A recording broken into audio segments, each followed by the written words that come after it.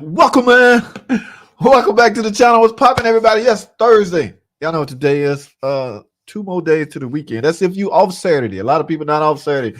I am off Saturday. Okay, I have to do a lot of things, non-car related at that, guys. So you can't center your whole life around freaking cars, right? Even if you're a mechanic, one of those, a car every day. No, you gotta take a break. You gotta give your mind a break. You gotta Woosa, calm down. So I'm gonna be off this weekend from the automotive department. That does not mean the channel will stop.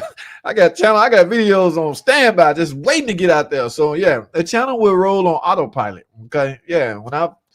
Wherever I'm at, the app is in play. The questions come in. I mean, I can see everything. I can see the haters. I can see everybody. I see y'all haters. I be seeing some of y'all. All right, and I don't mind. Hate away, baby. So look, y'all saw the title, right? Y'all saw my man. Hey, man, I'm just in case I'm gonna let him introduce himself, okay? Just in case y'all don't know him. Now, if you don't know him, shame on you, all right? Because that is my dude.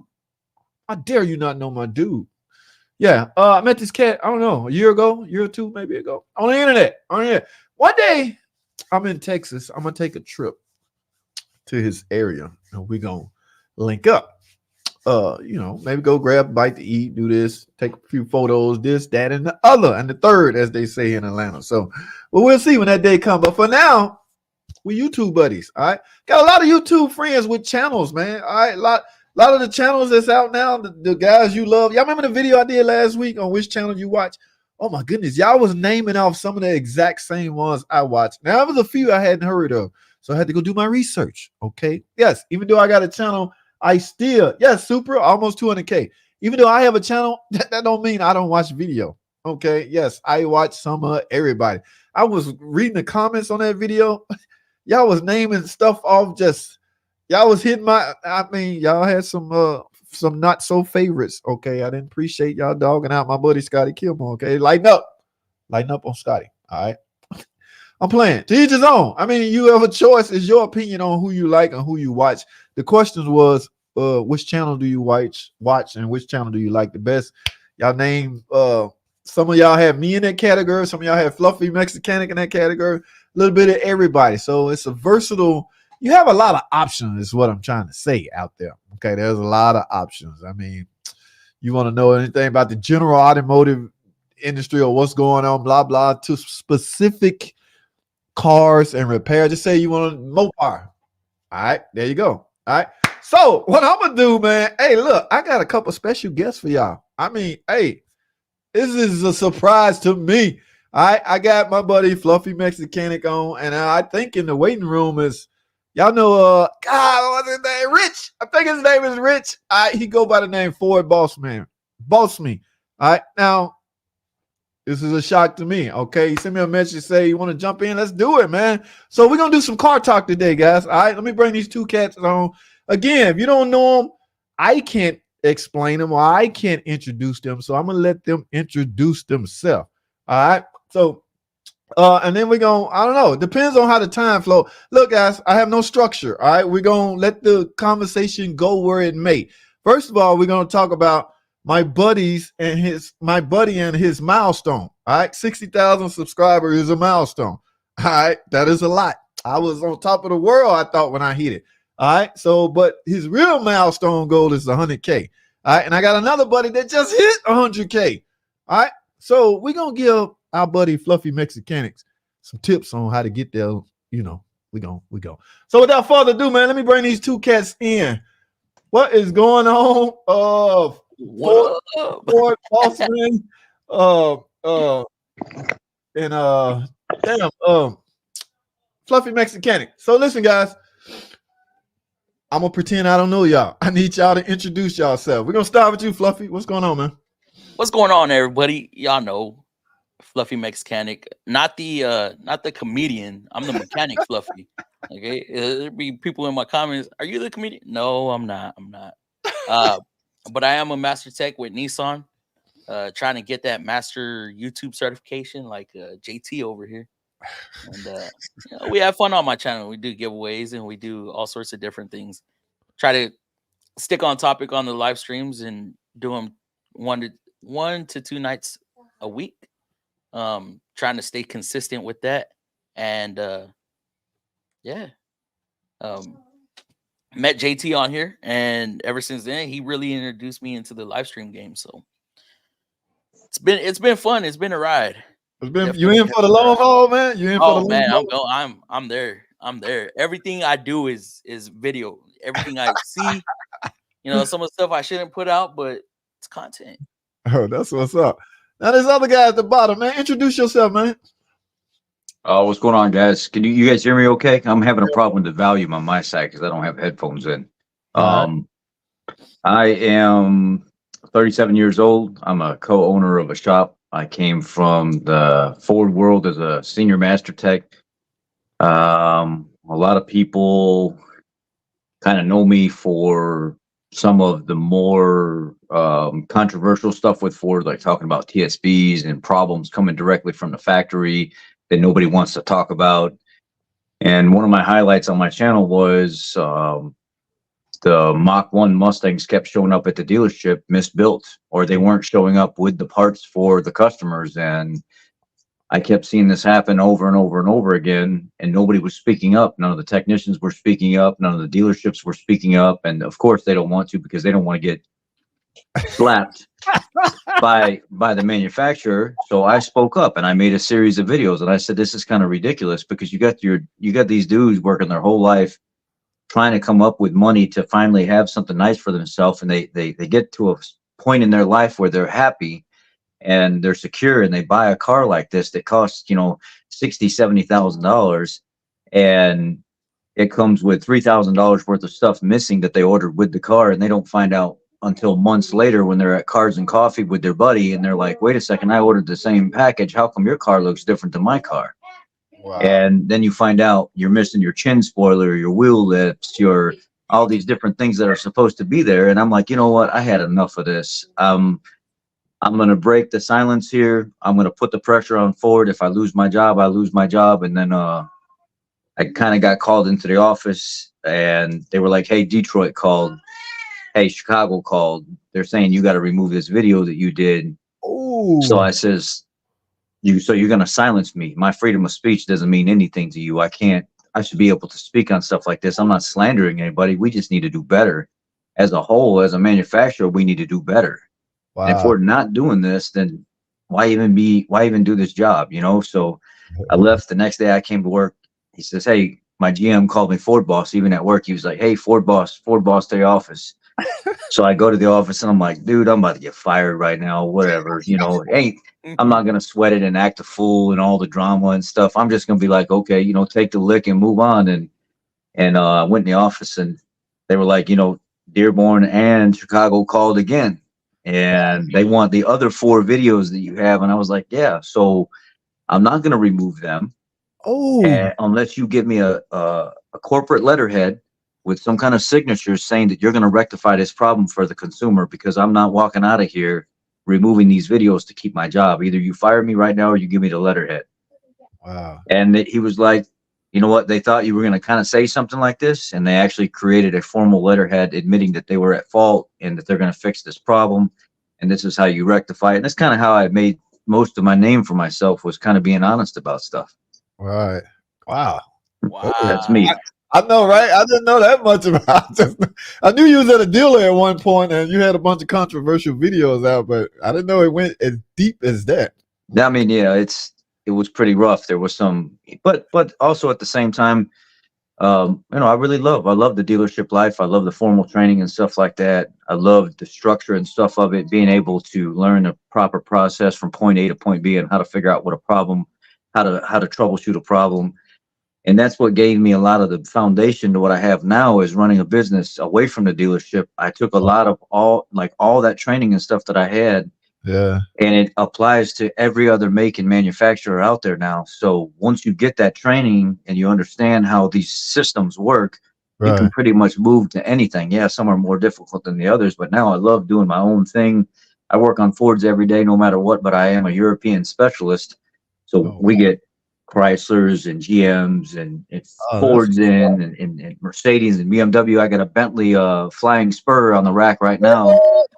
And yeah, I mean, I have we just rebuilt the front end for $6,000, you know, Wow. and it's one of those things where I would have never seen that stuff at a dealership. But now I'm in the independent world, and I took all my dealer stuff, and I absolutely love my life now because I get to see everything. Whoa, whoa! I am just the opposite. If you take me out of the dealer, what is this? If I open the hood of something I'm not familiar with, I'm in panic mode. That is crazy. That is crazy. I So love it. listen. I love the challenge, man. I love seeing everything. I love seeing the Mercedes stuff, and you Oh know wow. how we get a lot of riff.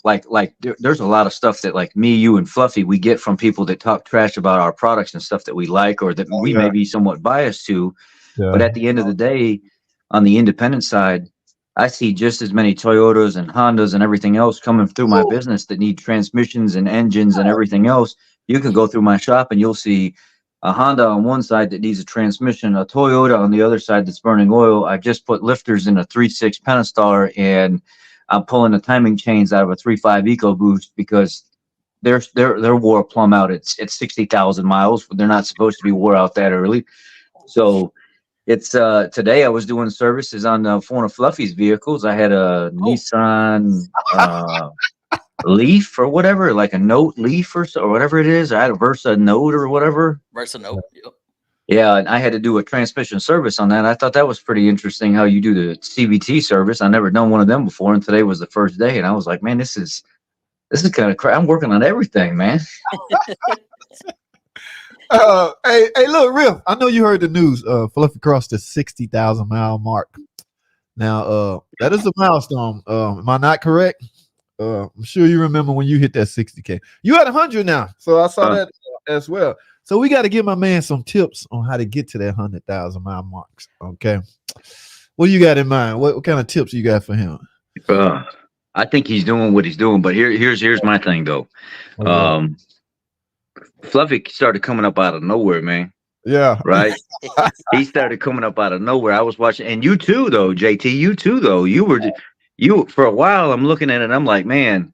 And then you just popped off out of nowhere and just kept climbing and climbing and climbing. And I was like, man, would it have been nice to ride that ride with him and grow with him a year ago whenever you first invited me and I messed up and I missed my opportunity and stuff like that. And I was like, and then we all could have done this together. And then I'm watching Fluffy and I'm like, man, Fluffy's coming up out of nowhere, man. His numbers are climbing. But I think the biggest thing that creators forget is people have short attention spans and Man. they don't like to hang on to a video for too long. And when we look at our analytics, we go back and we're like, dude, I just put my all into that video explaining everything on how to troubleshoot that.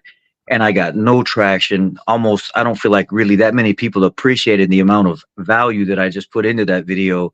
But I could put out a 60-second video being controversial about some new Ford TSB or recall, and that son of a gun gets thousands and thousands and thousands of views, and everybody's commenting on it. And I'm like, man, you short attention span slugger. You have to realize that if you do a lot of shorts, you're going to get a lot of attraction and you're going to get a lot of followers. But your numbers aren't going to grow as much as like the amount of time that I put into my videos and stuff when I try to make like 7 to 12 minute videos or something like that. Yeah. I try to go longer than that and then I lose people. You have to have started your channel with a crowd of people that like longer videos Yeah. in order to continue through that. I can't do that. My people don't like that. They like about 7 to 12 minute videos, somewhere in there. And I've noticed that I retain them the longest when my videos are like that. So know your crowd. If you want to hit that 100K, know your crowd, know what they want to talk about, know how to get into those feels and those emotions and fire it up. Dude, going off of that, I feel like I kind of got cheated, not by the platform, but similar to you, I ended up blowing up at one point and got called into the office because the manufacturer saw one of my videos that another tech had put some struts on backwards. They made me delete all my videos that had to do with the shop. Instead of me putting them on private, I deleted them. And so it was a process for me to start uploading again. I had to get approval from, up high, as long as I didn't put out stuff that was going to get the dealership in trouble or the manufacturer, right? So I lost about 3 months of not uploading. Wow. And this was at a time let me see, it's almost 2 years ago since that happened. So I kind of blew up in April, May of 22, and then at the end of the May, I jumped from 1,000 subs, like 750, to 9 grand in a month. Wow. Yeah, and that's when I really started hitting the ground running. And then they shut me down, so I didn't start uploading again till August. Started putting all my videos back out, blew up again. That's when I met JT. That's what's up. Nice. Rich, have you applied for you applied for your plaque yet? Yeah. Show it off. Yeah. You just hit 100. Have you applied for yours? Yeah, I did. Yeah. They sent me the email like a week and a half ago saying to go ahead and apply for everything, and they'll have it out to me shortly or whatever. So yeah, I did. I appreciate it. Yeah, it's different now though. Once you hit 100K, it seems like really they really try to start pushing you into that algorithm, and they try to actually work with you more. And my videos have, I mean, I know I'm talking about a lot more controversial stuff in my community lately, but I'm not here to talk about that. But what I find is once you start getting up there and they start seeing your credibility and they know that you're working for them and they're working for you, and it's like a relationship now. Exactly. It seems like they're actually trying to get you out there more so they can help you and you can help them better. Yeah. Well, look, I'm glad you brought that up because last week I did a live stream video talking about. I just asked the question: what channel is everybody watching? Who is your favorite YouTuber? Your channel came up a lot. Of course, the big dogs, Scotty and Chris Fix and Eric O and Rayman Ray and everything. And your name came up a lot with an asterisk beside it, but he's switching over to politics or whatever. I was like, that man looking at his analytics and he's seeing where everything's going. Your channel go where it goes sometime based I mean, off. it is. So like you talk to the automotive community, I can go on and have like a spot on topic that everybody wants to know about. Like I'm trying to develop I already ordered the 3D printer and all this stuff and all the material.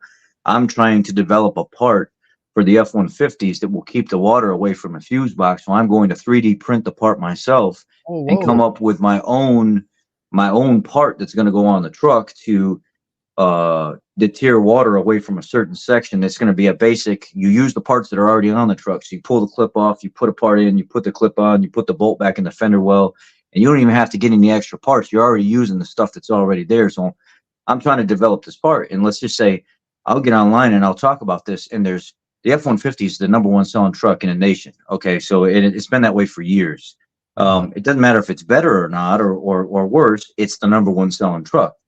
And there is barely anybody that even finds that fascinating. I'm like, wait a second, how do I can get 100,000 people, or I can get 100 people on here listening to me talk about an automotive thing.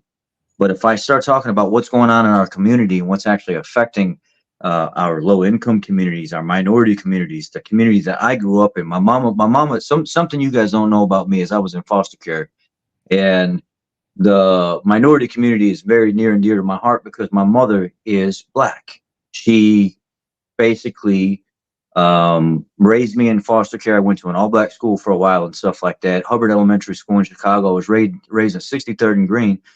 So when I see what's going on in my communities and stuff like that, and nobody's doing anything about it, I feel like I need to start speaking about that because nobody's doing anything about this. And my city is being run down. Our jobs are being run down. There's nobody here helping people and stuff. Wow. So now I'm going out in the community. I'm taking my money to the homeless people. I'm taking people off the streets, trying to get them clean and stuff like that. So what I did was I said, I don't have to get rid of the automotive stuff, but I want to be a positive influence in my community's life and my channel's life and stuff like that. I want them to know what's going on here. I want them to know why I'm stressed, or I may be short in a video, or they didn't see enough car videos this week because I'm out taking people clothes shopping that are homeless on the street, or because our governors and our mayors and stuff are not putting people in place to do that. So that's why the asterisk was there, is because I've taken my channel and I've evolved it into something much more than automotive. I'm using my expertise, the money that I make, and my professionalism to provide for other people in need. Yeah, that's deep. That makes sense. And it's asking me, I don't know. Maybe we can get him on. He can explain it. So that's what it is. I want my channel to be more than just some stupid car mechanic guy or something like that. I want people to look at me and be like, that dude knows Fords, but he's also out here hustling on the street trying to get these homeless people fed and trying to get people taken care of and clean. And and standing up to the people they got their foot on our neck, holding us down, trying to not let us get ahead. So that's what I'm doing, and I'm not scared anymore. I used to be scared, but I ain't scared anymore. So I'm out there. That's hard to believe. You used to be scared. All right.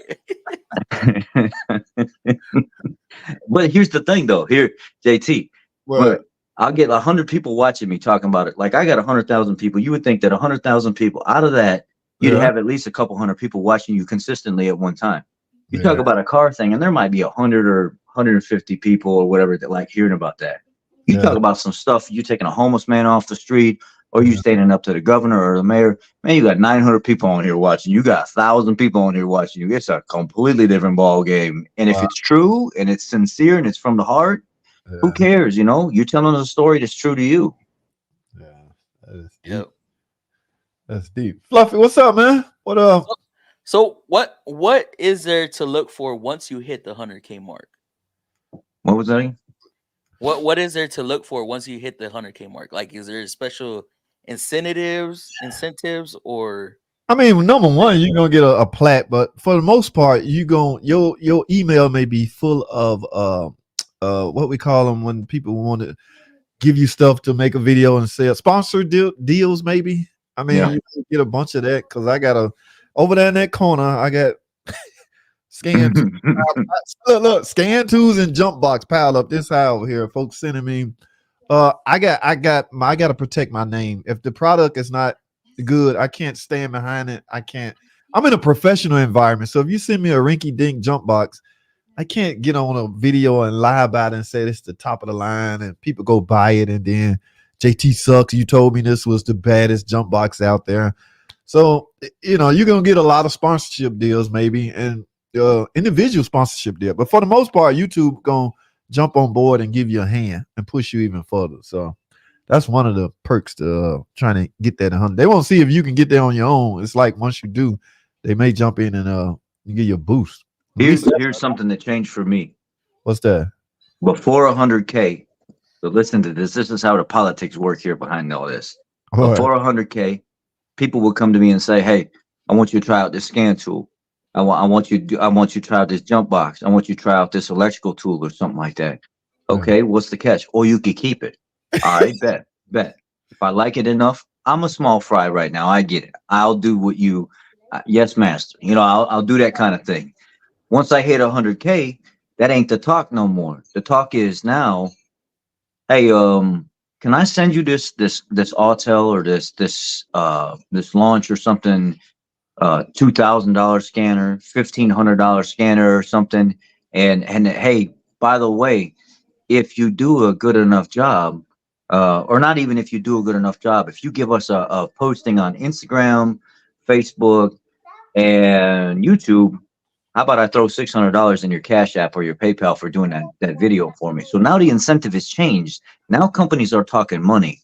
And I'm not going to say that I haven't really believed in a product. There's only been 2 or 3 products that I've actually believed in that I've accepted money on, but it's because I've put a lot of work into it. It took me many days to come up with all the criteria that I wanted to put in this video. So I feel like my time is worth that money that they want to pay me.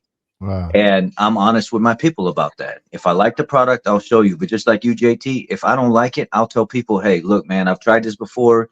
I've tried similar things from your company like this before. I'm just really not interested. Maybe if you come up with a better product or you change some things about it, I'll try it again. But what you're trying to send me is not something I'm interested in. Yeah. Especially stuff like scan tools, because people want their scan tool to work magic, and it's just not going to work magic. You still got to dissect what you read off a scan tool. It's not going to tell you what's wrong with a car.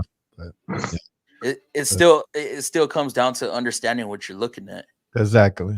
Mm-hmm. Like, we could have the biggest, baddest scan tool, even with the manufacturer's softwares, we still have to understand what we're looking at. Yeah. But I got mad respect for you, man, because you independent now. And I say this all the time on my channel. Anybody out there that's popping the hood up on any kind of car, kudos to you, because I can't. And I'm too busy anyway. People kill me like, why don't you work on anything else? Because I got enough work doing what I'm doing. So it's like, why bother if I'm already busy with Mopar stuff? So there's really no incentives around it. But I guess I learn took as much as you can. You know. I took a lot of my Ford training when I came in the shop when I came in the shop in the beginning, and I'm sure you went through a lot of similar training, Fluffy and JT, when it comes to process of elimination and troubleshooting and learning that you can take the wrong direction on the trouble tree and it'll take you the wrong way. And Yeah. if you're not careful about what you do and you answer one thing wrong. So I took a lot of that into this independent world when I got here. And when I got to the shop, I'm like, okay, so can you explain to me what I'm getting myself into? And dude was like, man, we got about 10 cars from the previous ownership that that are just sitting out there that people took money and stuff on, and they never even performed any of the work on these cars. So when they sold the business, they took thousands of dollars with them of these people's money. So now we're going to have to lose the money just to Ooh. get these people their cars and stuff back. Because when they sold the business, the term was to sell the business exactly the way it was, and they don't have to do any more or any less. That meant that all that money out of these vehicles where people had deposits down on the work and stuff was gone. So I Wow. had to work through all of that admin side of notifying the customers and stuff like, hey, look, let us try to get some work in and make some money in the meantime while we're losing money, because we do realize that this is a situation that it's not normal. They shouldn't have done this to you, but now we got to fix this problem. So I probably lost about $16,000 the first 2 months in Ouch. customer deposits on vehicles that the company had to eat. And what did I do as a trained tech on the floor? I put a sweater on, put some sweatpants on, put the kicks on. I said, everybody leave me alone for a couple of weeks. I'm gonna get these cars lined out. I'm gonna get them out of here. How Yeah. long have they been here? How long have you guys been working on them? Oh, that Mercedes has been sitting there with an electrical problem for like the last 3 months, and we can't figure that out. This has been over here for like 6 months. That BMW is about to go to the junker. We convinced the lady to get rid of the car, and I'm like, bruh, what are you doing, man? Do you guys not have any formal training or anything at all? You guys don't know how to do Wow. yes and no, not really. No, we don't. Sorry, you're gonna have to do it. So Oh, it took me 2 weeks, and every single car that was on that lot that could be fixed, that I could get a hold of the customers, I fixed every single car that was on that lot, every single car that was down in that shop, fixed every single electrical draw, got the BMW that was about to go to the junker, saved the lady.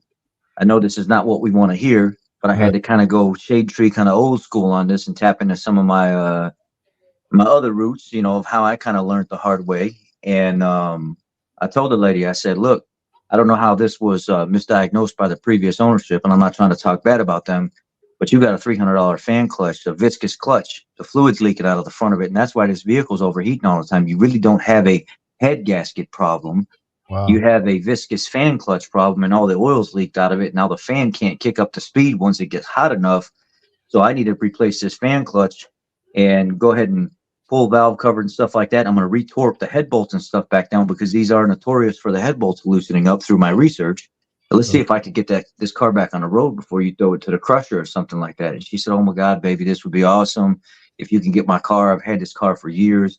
I torqued the head bolts down. I go ahead and put I know this ain't what people want to hear, but I used the old school head gasket sealer with the old copper particles and stuff in it. That was real, like had the clear gel and stuff in it, and it Wow. had all kind of copper and metal particles in it. And I pulled the top radiator hose and I poured that stuff down there, and I'd followed the directions exactly like it said. This stuff has been around for like 30, 40 years before any of this new Blue Devil and all this other stuff. And I followed the steps to the T, put the Yeah. clutch and stuff on it, fired that car up. That car ran like it was brand new and never went to the crusher. So that lady's still driving that car 8 months later. She comes into the shop for her oil changes and stuff, and she's like, man, the car runs absolutely great.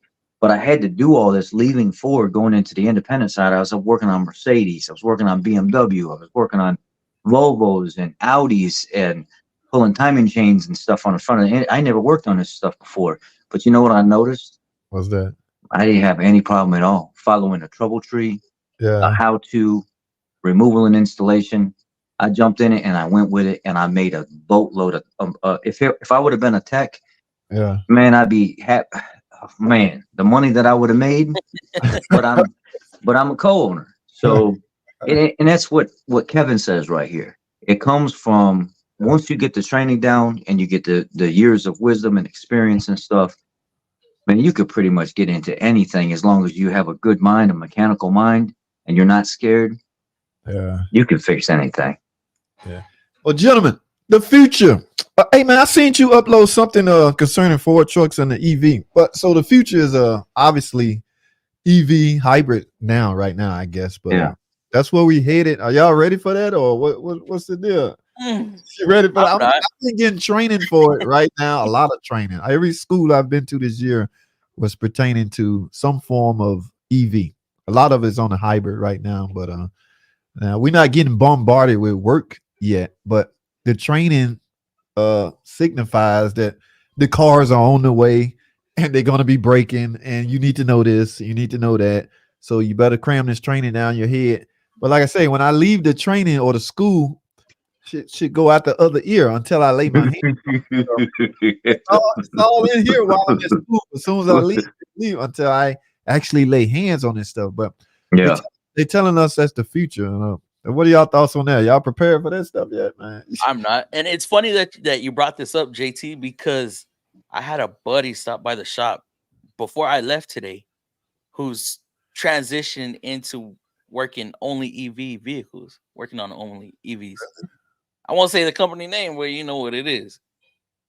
Dang. Right? He Oh. says they have what they call a bento box, pretty much just a small toolbox that they can fix pretty much the whole vehicle with. It just has generic tools in it. Wow. So he said all the fancy tools that we got, all the specialty tools, get it out of here. This strictly Like, EV, not hybrid, because the hybrid is a little different. The big strictly T. EV. Okay. The big T. Yeah. Yeah. Nah. That's where he's working now. He's like, he said it's less stressful though, because he ain't got to deal with all this other stuff. And he works hourly. They don't get paid flag.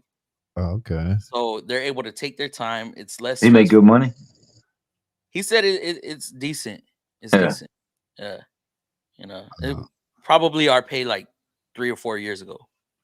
Top paid 3 or 4 years ago. But There's a dude here in the Loves it. neighborhood. His son is an engineer at the Big R. I don't want to say that. You know who I'm saying?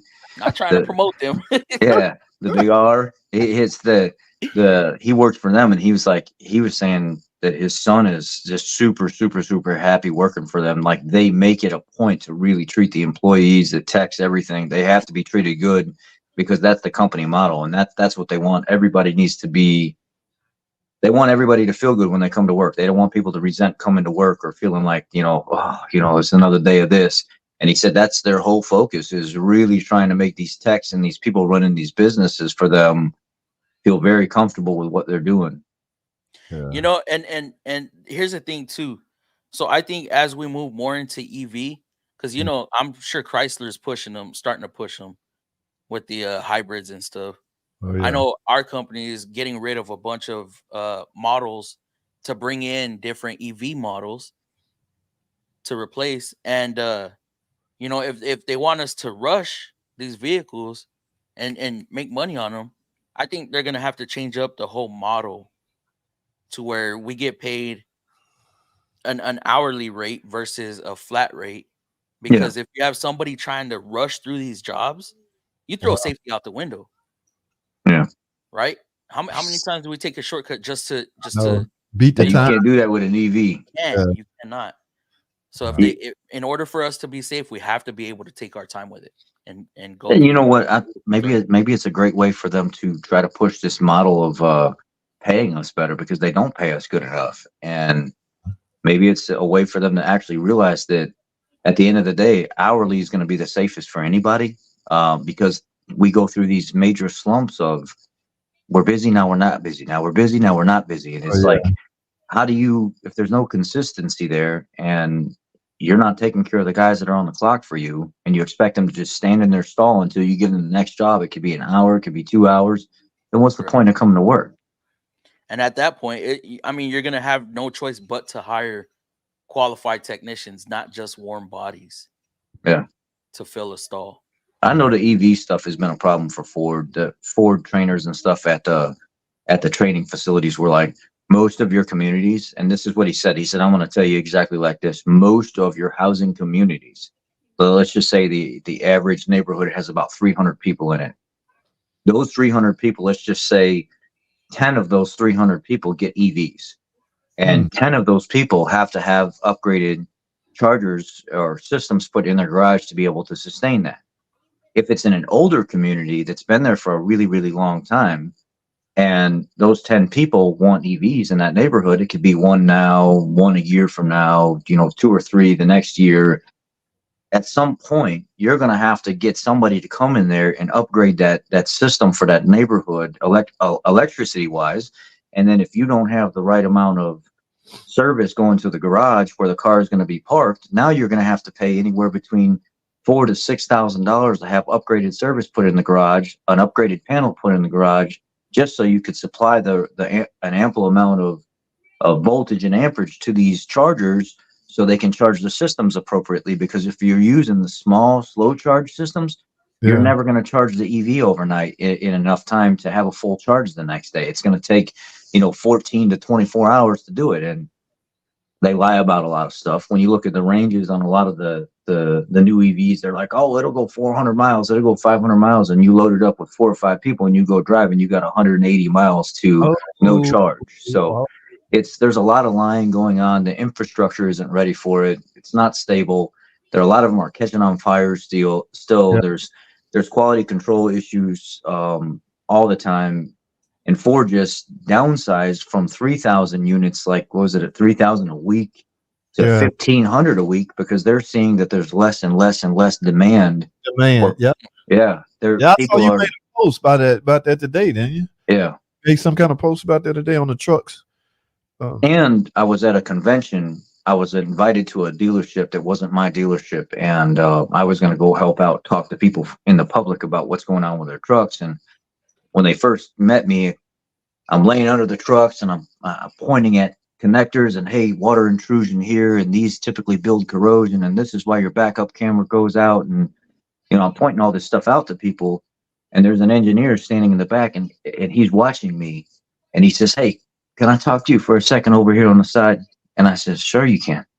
And he says, hey, I just want you to know that I'm this engineer. I'm not going to state, because it'll be easy to find out who he is, that I'm this engineer in this department, and I got a bunch of information and stuff that I want to talk to you about.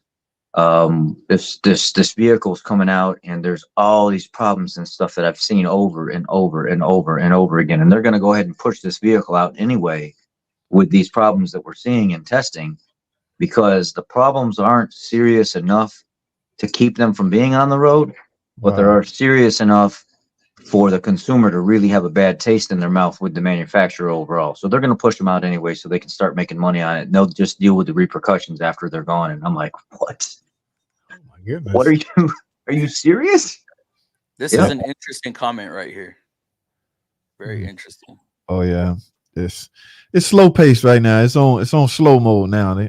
They can't. You're too far advanced to like totally back. So you can, I guess you can slow mo your way to your goals. But this deadline, this hard deadline that was put in place by government, is gonna be hard to maintain, in my opinion. So I don't know, but it's gonna be crazy, man.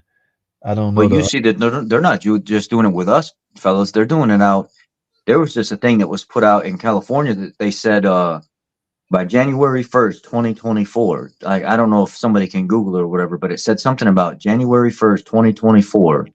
You need to make your last purchase of your diesel over-the-road truck by December 31st, 2023, because you have only so many years with that truck before California is trying to take diesels off the road completely, and they want the over-the-road equipment to be EV as well by like 2040 or 20. You got like 18 years with this last diesel purchase, and they're going to try to start implementing legislation come January 1st, 2024, to start keeping these diesels off the road in certain categories and stuff, because they want them off. Oh, damn. All in the name of emissions. Yeah. I'm wondering if a certain individual is to blame for that. I'm wondering. You guys have you guys heard of that company that came out with a new hybrid over-the-road truck, Edison Motors? Yes. No. They have a phenomenal hybrid diesel setup, and this thing pulls what just straight diesels and stuff will not do. And it is a phenomenal package. It's They're a talking long. about It's a as long. they advance and they continue to build this and make it stronger and better and get it worldwide, that they are now introducing, I think until the end of the year, they're entertaining the idea for people to buy into their franchise. So if you want to end up being a retrofitter for their company, they're Yeah. talking up to possibly pulling like Ram diesels or Ford Power Strokes off the road and putting their upfitted hybrid diesel electric pack in them. They're going to make kits available to the public or something like that. There was another guy telling me the other night that they're going to step out of just semis. They're going to try to branch off even more and give people more of what they want with the regular, 3/4 ton, 1 ton trucks on the road as well eventually. But they're definitely a company to look into if you haven't looked into them yet. Whew. Yeah, that's a lot to digest. It's about to get crazy. So, like I say, we got to go with the punches or get left behind, I guess. So Yeah. yeah.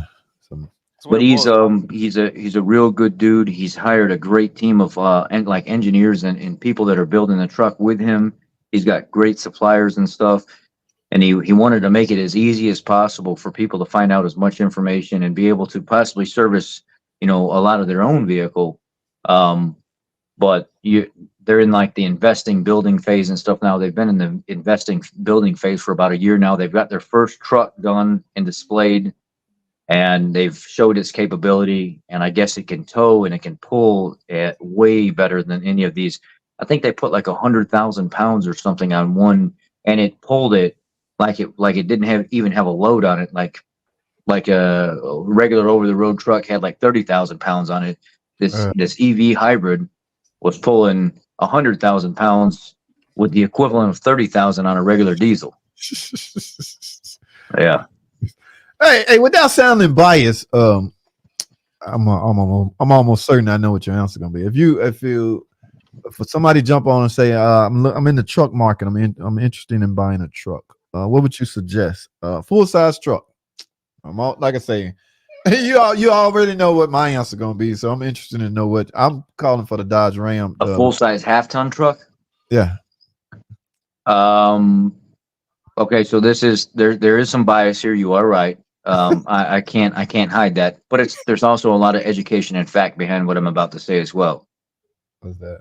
2015 to 2017 Ford F-150 with an aluminum body. It's the best half-ton truck you can buy on the road. It's an aluminum body. It doesn't rot out. It's got an overhead valve setup, which means it's more volumetric efficient. It makes more power than most trucks in its class, and it has way, way, way less problems during 2015 to 2017 than any truck on the market ever had. You give it a window? Why the window? That's because 11 to 14, they had more oil leaks and stuff like that. And they did have rusting problems real bad around the wheel wells and stuff. It was still a great truck. If you could look past those things, it was still a really, really great truck. They had some lead frame issues with the transmission shifting kind of weird because the harness was bad. And then 18, 19, and 20, they upgraded the compression. They went from a 10.5 to 1 compression to 12.5 to 1 compression, and then they went from a cast iron sleeve cylinder to a spray arc spray line cylinder, which probably 50% of those trucks, 18, 19, and 20, on the V8 side, were consuming oil like 4.5 quarts an oil change. So I had to install so many of those engines and replace them because 18, 19, and 20, Ford decided that they wanted to try to redesign it, and they had a good thing going for so many years. Had they have just left it alone, they screwed it up. But I have all kind of trucks. I have Dodges. My favorite Dodge truck of all time is I have a 2001 Dodge Ram Sport with a 5.2 Magnum in it. It's got 187,000 miles on it, and all I've had to do to this thing so far was refresh the seals on the engine. Oh my goodness! And I put a new transmission in it, but it's the same body, the same suspension, the same rear end, the same everything, and this sucker just runs. With the 5.2, That's all JT heard. 5.2. I thought he was gonna say 4.7 or something like that, 3.7. But it's a 5.2 Magnum. It's the old school push rod 5.2 Ram, like the Chrysler Magnum, and it was a bulletproof engine. I'll still go to my grave this day to say that it was one of the best push rod engines, the most you could beat the mess out of this thing, run it low on oil and everything else, and it'll still keep moving. All right, now Fluff, I'm not expecting a biased answer out of you because you don't even drive a Nissan. So But it is a little biased though. what's Because I'm bow tied till I die. Oh, what you drive? I got one of them too. I think this guy drive a GMC, Rich. So you know it's gonna be hard. For Yeah, you. I got an 07 with AFM. That's the only reason why I didn't pick a GMC. Oh, for If it would have been pre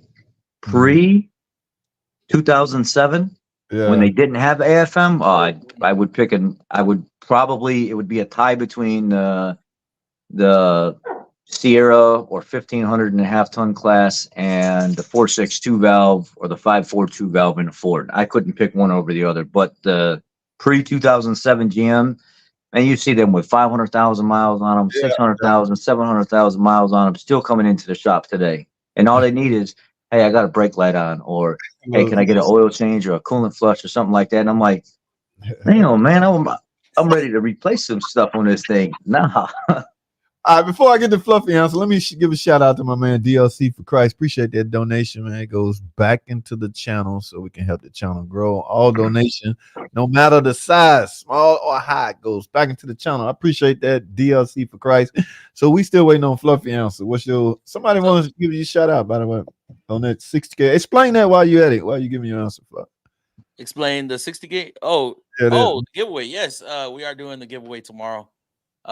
Must be present to win. We do it similar to JT's because he's the one who I got the idea from. I haven't did one in a while. Yeah, it's been a year, bro. Yeah.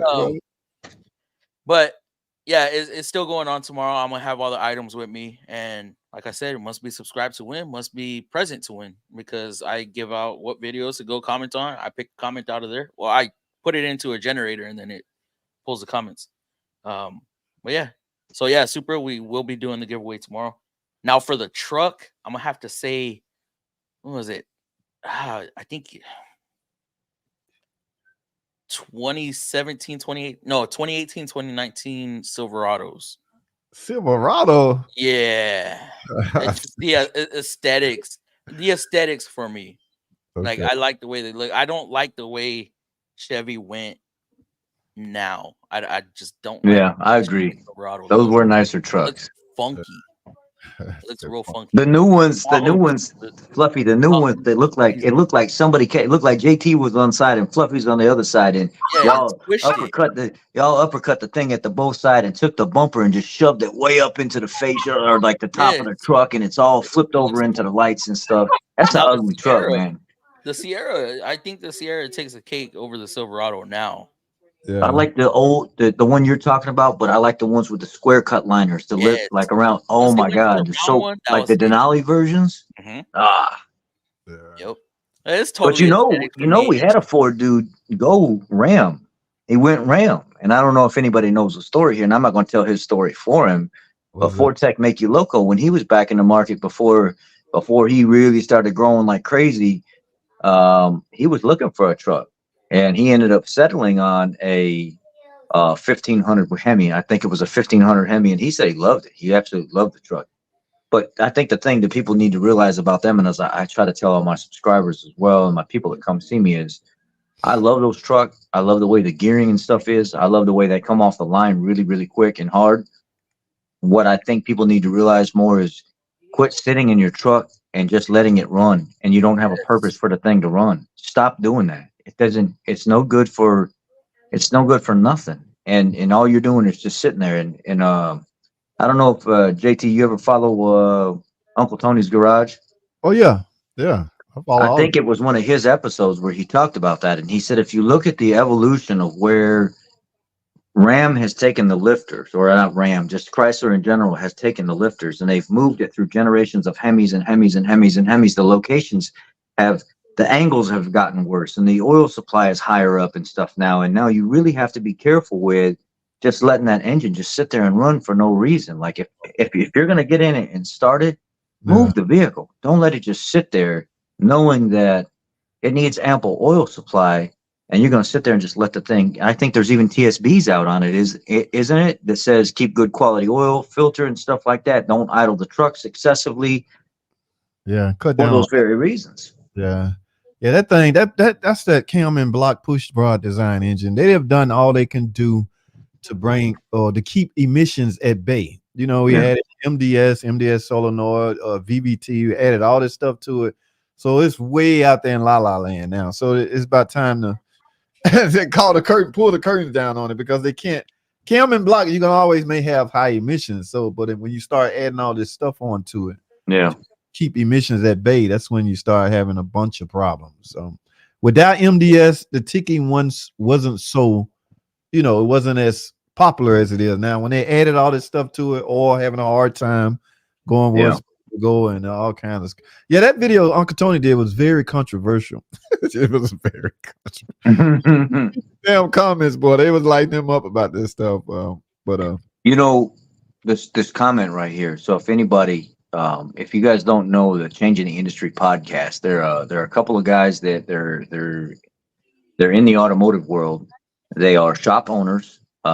They advocate for proper technician pay, training, healthcare, technicians being taken care of, and they're young guys that were in the field that were kind of getting treated wrongly and stuff. At some point, I'm sure they felt like they're under the weather with their employers, and they became their own shop owners, and they basically vowed to change the way people look at the industry. They want people to think positive about this industry, and enough of the bad trash talk and stuff like that. And if you can't try to boost people up in this industry and stuff like that and try to make them better, then what's the point of even talking about it? I mean, you're not changing anything. So they really go out there. They push training events. They work with ASTE, ASTA.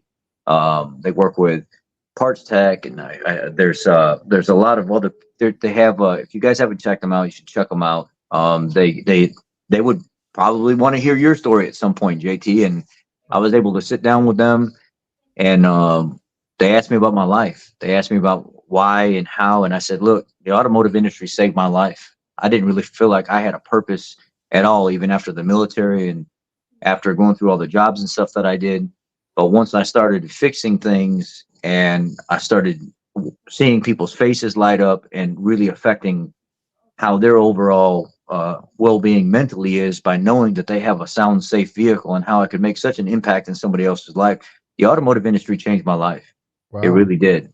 And it was one of the things that kind of woke me up to, you can be a servant to people. You don't always have to be a selfish person, a servant to people, and still make good money being an honest person in the process.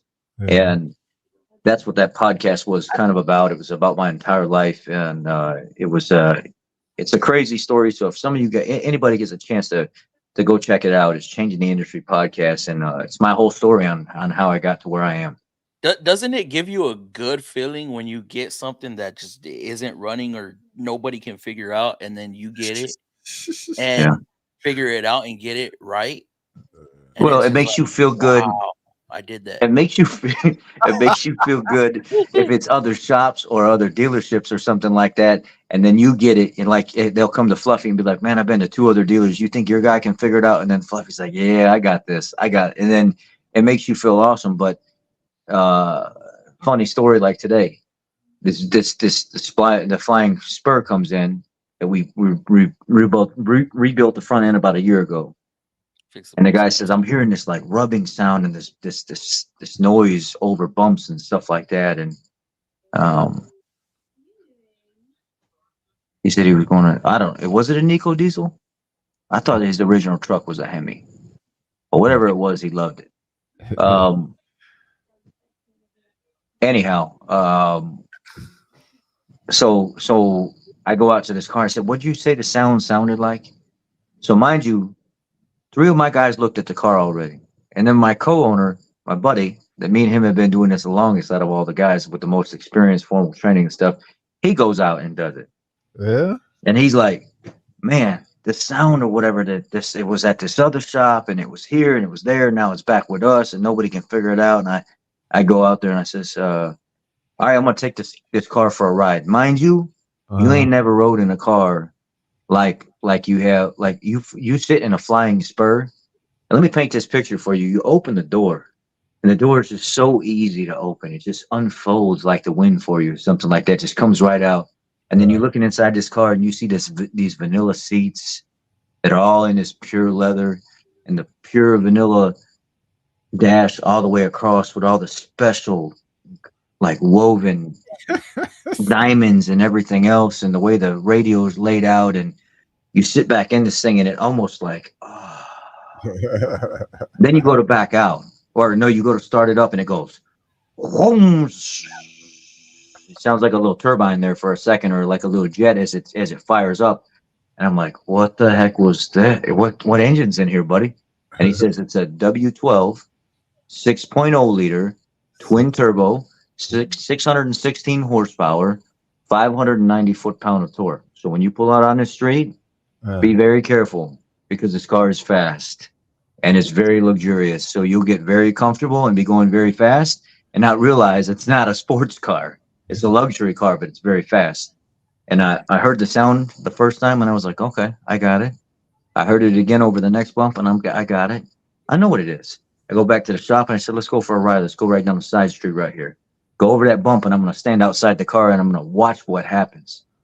And I go out and I see the tire do it. He's got like these 26-inch rims on this it's Bentley.